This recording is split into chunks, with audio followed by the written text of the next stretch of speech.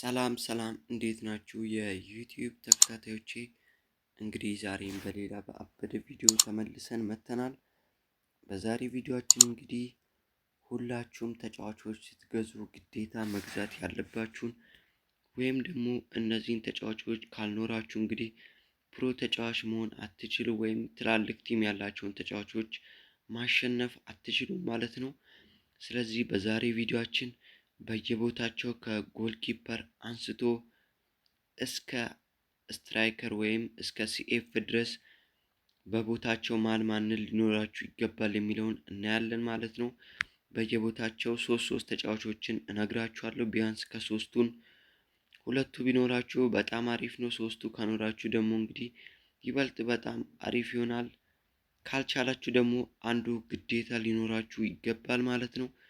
ስለዚህ በዛሬ ቪዲዮአችን በየቦታቸው በጎልኪፐር፣ በራይት ባክ፣ በሴንተር ባክ፣ በሌፍት ባክ፣ በዲኤም ወይም ዲፌንሲቭ ሚድፊልድ፣ በአታኪንግ ሚድፊልድ፣ በሲኤም፣ በአርደብሊው፣ በኤልደብሊው፣ በሲኤፍ እና በኤስኤስ ላይ ማንን ማስፈረም እንዳለባችሁ በጋራ እናያለን ማለት ነው። ሰሞኑን መለቃቸው ቪዲዮዎች እየታዩ ስላልሆነ ሁላችሁም ኮፒ ሊንክ ማድረጋችሁ እንዳይረሳ። ለዚህ የዩቲዩብ ቻናል አዲስ ከሆናችሁ ደግሞ ሰብስክራይብ ማድረጋችሁ እንዳይረሳ። ወደ ቪዲዮ እንግዲህ ወደ ዛሬ ቪዲዮአችን ስንሄድ እንግዲህ በቅድሚያ የምናገኘው ጎልኪፐር ነው። ጎልኪፐር ጋር እንግዲህ ሶስት ተጫዋቾችን እነግራችኋለሁ። ከነዚህ ሶስት ተጫዋቾች ግዴታ ቢያንስ ሁለቱ ቢኖራችሁ በጣም አሪፍ ይሆናል ማለት ነው ለቲማችሁ። ስለዚህ በሶስተኛ ደረጃ ላይ የምናገኘው ጎልኪፐር ላይ ቢኖራችሁ ወይም በመጨረሻ ደረጃ ቢኖራችሁ ብለን የምናስቀምጠው እንግዲህ በ84 ሬቲንግ እንግዲህ አሊሰን ነው። የሊቨርፑሉ አሊሰን 84 ነው። በጎል ኪፐር ጋር እንግዲህ አሊሰን ቢኖራችሁ አሪፍ ነው። በሁለተኝነት ደረጃ ላይ ደግሞ በዚሁ በ84 ላይ የምናገኘው ኮርቷ ነው። የሪያል ማድሪዱ ኮርቷን ብታስፈርሙት በጎል ኪፐር ላይ አሪፍ ነው። የመጨረሻውና አንደኛው በጎል ኪፐር ላይ ሊኖራችሁ የሚገባው ወሳኝ ተጫዋች ደግሞ ቲም ሬቲንጉ 85 የሆነው ጃንሉጂ ዳናሩማ ነው ማለት ነው። ስለዚህ ጃንሉጂ ዳናሩማ የማን ሲቲው ግብ ጠባቂ እንግዲህ በአንደኝነት ደረጃ ላይ ተቀምጧል። እሱ ቢኖራችሁ አሪፍ ነው ማለት ነው። ሌላኛው ደግሞ በራይት ባክ በኩል እንግዲህ ስንመጣ እዚህ ጋርም የተቀመጡ ሶስት ተጫዋቾች አሉ። እነሱም እንግዲህ በሶስተኛ ደረጃ ላይ የተቀመጠው እንግዲህ የድሮው የሊቨርፑሉ ተጫዋች የአሁኑ ደግሞ የሪያል ማድሪዱ ተጫዋች አሌክሳንደር አርኖልድ እንግዲህ በ82 በሶስተኝነት ደረጃ ላይ ተቀምጧል ማለት ነው። ሌላኛው እንግዲህ እዚህ ቦታ ጋር ማስፈረም ያለባችሁ ተጫዋች እንግዲህ የባርሴሎናው ኩንዴ ነው። እሱም በ85 እንግዲህ በሁለተኝነት ደረጃ ላይ ተቀምጧል። ስለዚህ ኩንዴን ማስፈረም ይጠበቅባችኋል ማለት ነው። ሌላኛው በአንደኝነት ደረጃ ላይ የተቀመጠው እንግዲህ የፒኤስጂው ሀኪሚ ነው። ሀኪሚን በ85 በአንደኝነት ደረጃ ላይ ተቀምጧል። ስለዚህ ቢያንስ ከሶስቱ ሁለቱን እዚህ ቦታ ላይ ብታስፈርሙ ለእናንተ ለቲማችሁ በጣም አሪፍ ነው ማለት ነው። ሌላኛው እንግዲህ በሲቢ ወይም በሴንተር ባክ መሃል ላይ ደግሞ ብታጣምሯቸው ወይም ብትገዙት ብዬ የማስቀምጥላችሁ ሶስት ተጫዋቾች አሉ። እነሱም በሶስተኝነት ላይ እንግዲህ የምናገኘው የዓለማችን ምርጡ ሴንተር ባክ የሆነው እንግዲህ በ84 ሬቲንግ የተሰጠው ገብርኤል ማጋሌሽ ነው የአርሴናሉ።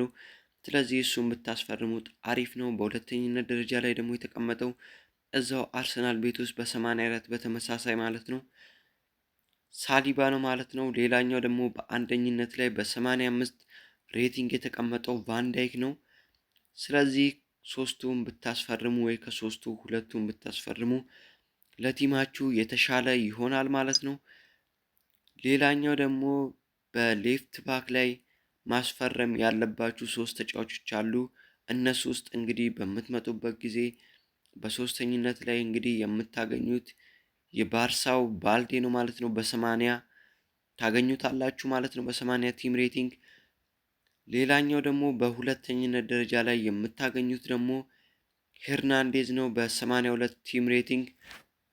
ሌላኛው እንግዲህ የዓለማችን ምርጡ ሌፍት ባክ እንግዲህ በ84 ሬቲንግ ሜንዴዝ ነው። ስለዚህ ከነዚህ ሶስት ውስጥ ብታስፈርመው የተሻለ ነው። ስለዚህ ከጎል ኪፐር አንስቶ ተከላካዮቹን በዚህ መልኩ ብታስፈርሙ ለእናንተ ይበልጥ የተሻለ ይሆናል ማለት ነው።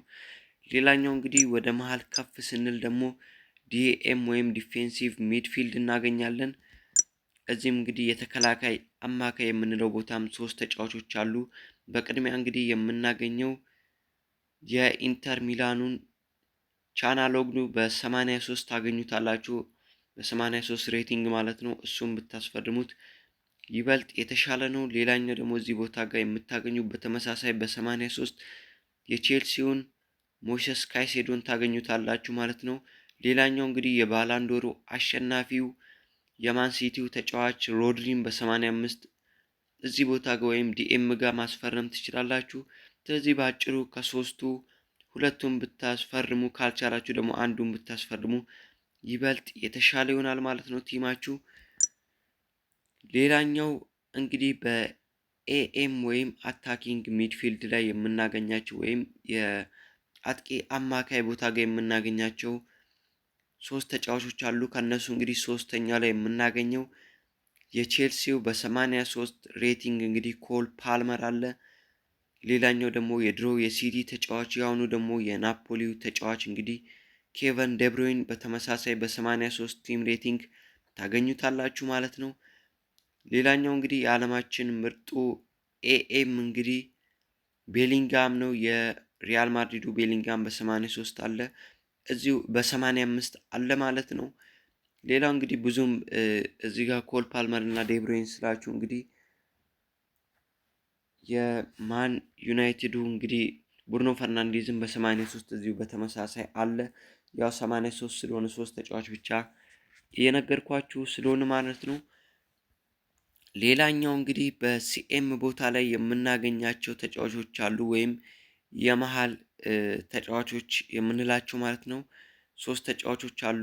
በ84 እንግዲህ የፒኤስጂው ቪቲኒያ አለ። በ85 እንግዲህ ደግሞ ሌላኛው የባርሳ ተጫዋች ፔድሪ አለ ማለት ነው በ85። ሌላኛው በ85 ተመሳሳይ እንግዲህ ቫልቨርዴ አለ ማለት ነው ከሪያል ማድሪድ። ስለዚህ ሶስቱን ተጫዋች ሲኤም ላይ ከሶስቱ ሁለቱን ቢያንስ ብታስፈርሙ ለክለባችሁ በጣም አሪፍ ነው ማለት ነው። ሌላኛው ደግሞ በአር ደብሊው ላይ ወይም በራይት ዊንግ ላይ የምናገኛቸው ደግሞ የክንፍ ተጫዋቾች አሉ ማለት ነው። እነሱም እዚህ ጋር ሶስት ተጫዋቾች አሉ። ከሶስቱ እንግዲህ ሁለቱን ማስፈረም አለባችሁ። ሌላኛው በ84 የምናገኘው ኦሊሴን ነው ማለት ነው። እዚህ ጋር በ84 ኦሊሴ ስላችሁ ተመሳሳይ እንግዲህ ሳካም አለ ማለት ነው በ84። ሌላኛው በሁለተኛ ደረጃ ላይ የምናገኘው እንግዲህ በ85 ደግሞ ላሚን ያማል አለ። የዓለማችን ምርጡ ራይት ዊንግ ላሚን ያማል አለ ከባርሳ። ሌላኛው ደግሞ በዘንድሮ ዓመት ሊቨርፑልን የለቀቀው እንግዲህ ሳላ በ85 ታገኙታላችሁ ማለት ነው። ስለዚህ በራይት ዊንግ በኩል እነዚህን ተጫዋቾች ብታስፈርሙ ይበልጥ ለቲማችሁ የተሻለ ነው ማለት ነው። በሌላኛው ደግሞ በራይት ተቃራኒ በሌፍት ዊንግ ላይ እንግዲህ ሶስት ተጫዋቾች እናገኛለን ማለት ነው። እነሱም በሶስተኝነት ላይ የምናገኘው የፒኤስጂው ተጫዋች እንግዲህ ኪቪቻ ክቨርስኬሊያ ያለች እንግዲህ በ84 ሬቲንግ እንግዲህ ኪቪቻ ማስፈረም ትችላላችሁ። ሌላኛው በሁለተኛ ደረጃ ላይ የምታገኙት እንግዲህ የባርሴሎናው በ85 ራፊኒያን ታገኙታላችሁ ማለት ነው። ሌላኛው ደግሞ በአንደኝነት ደረጃ ላይ የምታገኙት በዚሁ በተመሳሳይ ሬቲንግ በ85 ማለት ነው ቪኒሺየስ ጁኒየር አለ ማለት ነው ከሪያል ማድሪድ።